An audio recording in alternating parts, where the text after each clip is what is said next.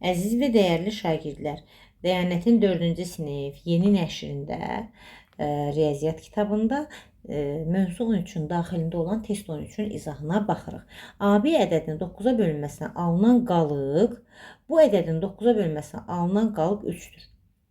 Deməli, AB ədədinin 9-a bölünməsindən alınan qalıq 4, bu yapışıb buna. 4'dür. 2 ABC ədədinin 9-a bölünməsindən alınan qalıq 3'dür. Bizə deyir ki, C-ni tapın. Gəlin baxaq. Əgər AB ədədini 9-a böləndə qalıqda 4 alınıbsa, zaten bu AB-ni 9-a böləndə qalıqda 4 alınacaq. 4'ün üzərinə, burada 2-ni gəlirik, eləyir 6. 6'nın üzərinə neçə gəlməliyik ki, həm 9-a bölünsün, həm də qalıqda 3 qalsın. Biz 6'nın üzərinə 6 gəlsək 12 eləyəcək. Yəni bura 6 qoysam 12 eləyəcək. 12'ni 9'a böləndə 1, qalıq qalacaq neçə? 3. Onda bizə bu şərti ödəyəcək C variantı. Bir də deyirəm 2ABC ədədindən söhbət gedir. Biz bilirik ki, ədədin rəqəmlərinin cəmi 9'a bölünürsə, bu ədəd 9'a bölünür. O zaman burada A ilə B 9'a bölünməsindən qalıq 4 qalırsa, yəni tam bölünübsə 4 qalırsa, gətirib qalıq qoyuram bunun yerinə. Oldu rəqəmlərin cəmi 6, üstünə də 6 gələndə 12, 12'ni 9'a böləndə 1 qalıq qalır 6. İkincidə rəqəmləri müxtəlif 5 rəqəmli, hər biri 4'ə bölünən 2 natural ədədin fərqi. Rəqəmləri müxtəlifdir, 5 rəqəmlidir və hər biri 4'ə bölünür. Fərqin ən çox olması üçün biz ən böyüklə ən kiçik ədədi götürürük. Yəni 9800 rəqəmlər müxtəlifdir, 76. Bu ədəd 4'ə bölünürmü? Bəli. Ən kiçiyi də rəqəmlərin müxtəlif 1, 0, 2, 4. Ən kiçiyi də bu olacaq. 2. Natural ədədin fərqi ən çoxu neçə ola bilər? Yəni bunları bir-birindən çıxmaq lazımdır. Burada bizə 4 rəqəmli yox, 5 rəqəmli deyir. 5 rəqəmli deyirsə, o zaman bura 64 qoyaram. Burada 0, 1, 0, 2, 3, 30, 34 qoya bilməyəcəm. 35, 36 yazsaq görə bizə ödəyəcək şərt. Bu da eləyəcək 88.528 varmı cavabda? 88.528 bizdə D variantıdır. 5'ə bölünən x, y, y şəklində 2 ədədin fərqi ən çox neçə ola bilər? Ən çox bu y, y-ə 5, 5 yaza bilərəm ya da 0, 0 yaza bilərəm. Ən çox dediyinə görə 955 ilə x-in yerinə 1 yazsam 100 götürə bilərəm. Bu da eləyəcək 855 C variantı. Sonra növbəti sualda deyir ki, deməli qalıq 6 olarsa, indi gəlin burada bunu tapaq. Qalıqlı bölmədə bölünəni tapmaq üçün, yəni əslində A bərabərdir. Biz buradan B-ni tapsaq, B neçədir? 85'ə bölündə 16 eləyir. Burada 16 qoyuruq. Onda belə eləyək. A bölünsün 16 çıxılsın 3 bərabərdir 8 qalıq 6. 16'dan 3 çıxanda 13 eləyir. A bölünsün 13 bərabərdir 8 qalıq 6. A da bərabərdir 13 vur 8 üstə gəlsin 6. Bu da eləyəcək 110. Cavab olacaq neçə? D variantı.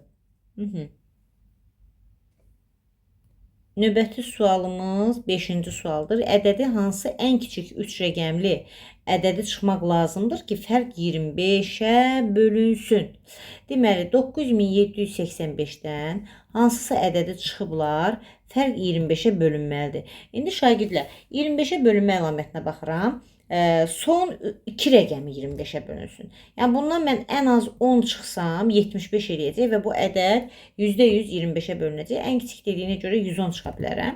Bu da olacaq 5, 7, 6, 9. Son 2 rəqəmi 25'ə bölünürsə bu ədədin, deməli bu ədəd özü 25'ə bölünür. Variant olacaq B variantı. Növbəti sualımıza baxırıq. 17-ci sualda deyir 17 rəqəmli ikilərdən ibarət ədədin 3'ə bölünməsindən alınan qalığı tapın. 3'ə bölünmə əlamətinə görə 17, yəni rəqəmlərinin cəmi 3'ə bölünən ədəd 3'ə bölünür. 17 dənə 2 var, toplasaq eləyəcək 34. 34'ü 3'ə böləndə 30, deməli 11 eləyəcək. 33 qalıqda qalacaq neçə? Qalıqda qalacaq 1, burada olacaq variantımız A variantı. Sonra deyir, burada nə deyir? A sıfıra ədədi 6'ya bölünürsə, A-nın ala biləcəyi qiyməti tapın. Deməli, biz rəqəmlərinin cəmi 3'ə bölünməlidir və bu ədəd cüt ədəd olmalıdır. İndi gəlin baxaq. 1-1 yaza bilmirəm, 2-2 yaza bilmirəm, 3-3 yaza bilmirəm, 4-4 yaza bilmirəm. 6-6-0-6. Bəli, biz bunu yaza bilərik. A-nın ala biləcəyi qiyməti tapın. Bizə burada A-nın ala biləcəyi qiymət C variantıdır. Növbəti sual deyir, ədəd 6-ya bölünərsə A-nın ala biləcəyi mümkün qiymətlərin cəmini tapın. Yenə də deyirəm, 6-ya bölünməsi üçün nə olmalıdır? Rəqəmlərinin cəmi 3-ə bölünməlidir. İkiləri yaza bilirəm. 4, 4, 4, 0 bunu yaza bilirəm. 6, 0, 6, 6-nı yaza bilirəm. 3 dənə 8-im 24 deyir. Bu da 6-ya bölünür və 3-ə bölünür. 8, 0, 8, 8 yaza bilirəm. A-nın deməli yerinə qoya biləcəyimiz ədədlər 2, 4, 6, 8-dir. Bu elədir 10, bu da elədir 10, cavab 20. Y variantı. Növbəti sualımız 9-cu sualdır. Deyir, ədəd 9-a qalıqsız bölünür. Gəlin bunun rəqəmlərinin cəminə baxaq. Alınan qalıq deyir ki, A ədədinin 9-a bölünməsindən alınan qalığı tapın. Qalıqsız bölünürsə 7 üstə gəlsin, 6 üstə gəlsin, 5 üstə gəlsin, 8 bərabərdir. Bu elədi 11. 11-in üstünə 8 gəlirəm. 19, 26. Aha, 26-nın üzərinə nə gəlsəm bölünər 9-a? 1 gəlsəm, yəni 27 bölünər 9-a.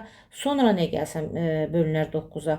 10 gəlsəm bölünər 9-a. Deməli, A-nın yerinə 1 qoysam, 10 qoysam, yəni bu şəkildə artsa, A-nı 9-a böləndə zaten qalıqda bizdə nə qalacaq? 1 qalacaq.